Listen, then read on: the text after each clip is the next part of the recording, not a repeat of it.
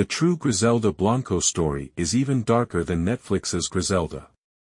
Somehow threatening people with a gold-plated gun is the least of her atrocities.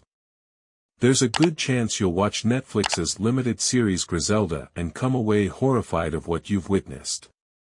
You may also already have seen the streamer's entire Narcos universe and become desensitized to cartel killings and cocaine trafficking.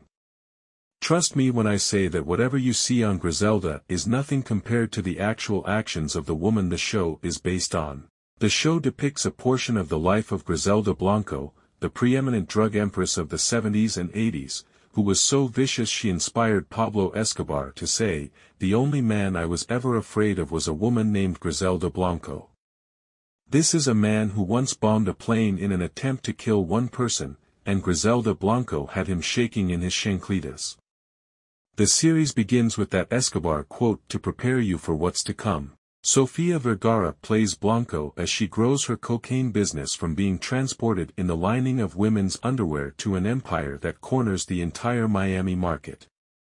She wields a gold-plated Uzi, orders the killings of witnesses in front of their child, has a rival drug dealer's house bombed, and forces people to strip and crawl around like animals at gunpoint, the typical acts of a megalomaniacal tyrant on enough drugs to tranquilize cocaine bear. The Andres Baeshelm series will quench your thirst for suspense and murder. The real Griselda Blanco's life may have you choking on shock. While she orders and commits several murders in the show's 6 episodes, you can count on 2 hands how many people die because of her. You'd need every appendage on your body, and probably a few from the corpses she's littered throughout the world, to account for the murders orchestrated by the real Griselda Blanco, a woman who former Miami-Dade drug homicide detective Al Singleton estimated in 1994 was responsible for at least 40 deaths. People have also gone on record saying she would watch and laugh as her children got high on coke at 3 years old, once had a woman's fingernails torn out before killing her, and had every one of her 3 husbands murdered. 2 of the most gruesome parts of Griselda were inspired by real events. They somehow still come off as tame compared to what actually happened. Griselda killed 2-year-old Johnny Castro and enjoyed it. Fictional drug kingpins will inflict unseemly harm on any and everyone except children. A coked-up Tony Montana, Al Pacino, in Scarface had enough of a conscience to kill an assassin he was helping when they were fine with blowing up a car with a child inside of it. In Griselda, Blanco reveals she follows a similar moral code. Jesus, Chucho, Castro, Freddie Yate, one of her drug enforcers, violently turned away her petulant son Dixon, Orlando Pineda, with a punch to the face when the Blanco child tried to get Chucho to take the fall with the cops over him irrationally shooting in the club. As is the case with any entitled child raised with a silver dope spoon under their nose, he demanded his mother punish Chucho for not doing as he was told. Blanco, already paranoid about one of her confidants possibly leaking information to the police, lets the crack cocaine, alcohol, and unchecked power she enjoyed at her romantic partner Dario Sepulveda's, Alberto Guerra, birthday party and orders Chucho's assassination. Unfortunately, when the attempt is made while Chucho is driving with his son, the assassin misses their intended target and instead kills his 2-year-old son. Blanco finds out about the killing on the news, and her face sullenly fills with regret, as would any sane person with a conscience who has to face her children who begin to look at her like a monster. In real life, she was far from remorseful.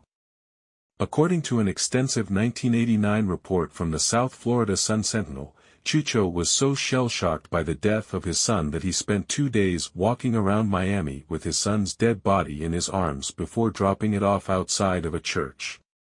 Max Mermelstein, a former Medellin cartel boss, told law enforcement investigating Blanco's crimes that she was happy about killing the child because it would upset the father. Another example of how truth is sometimes scarier than fiction. Griselda had Dario Sepulveda killed in front of their son. Griselda has a way of rooting some of the titular drug lord's nefarious actions in her survival from rival drug dealers and the police. It's a narrative massaging of the truth that paints her as someone corrupted by the life she was forced into rather than a truly sociopathic, violent person. In the season finale, Dario takes their son Michael away from his mother's violent influence and off to Colombia. Enraged by the man she says she gave everything to, money, purpose, and a child, she threatens to hunt him down and rip his face off. Her softer side emerges when she contacts one of his relatives she knew he was staying with and calmly asks to speak to him. It's not clear if she wanted to make amends, reason with him, or deliver one last threat. But, not too long after that phone call, Blanco's henchmen kidnap her son and shoot Dario dead when he tries to chase after him. Similar to when she finds out her vengeance tour took the life of 2-year-old Johnny Castro, she shoots her sons a somewhat remorseful look when they inform her their little brother has been returned and that Dario had to go somewhere for work. While Michael is nowhere near his father's dead body when he's killed in Griselda, the real Dario wasn't so lucky. From Mermelstein's recollection, Dario's dalliances with a topless dancer were discovered by Blanco, sending her into a justifiable rage. However, there are no reports of Dario taking Michael away from his mother to save him from her dangerous lifestyle. Apparently, he wanted to send the child to school, which Blanco allegedly did not. One day while driving around with Michael in Colombia, 2 assailants dressed as Colombian police stopped them and handcuffed Dario before shooting him in the back. Little Michael was screaming and ran over to embrace his father.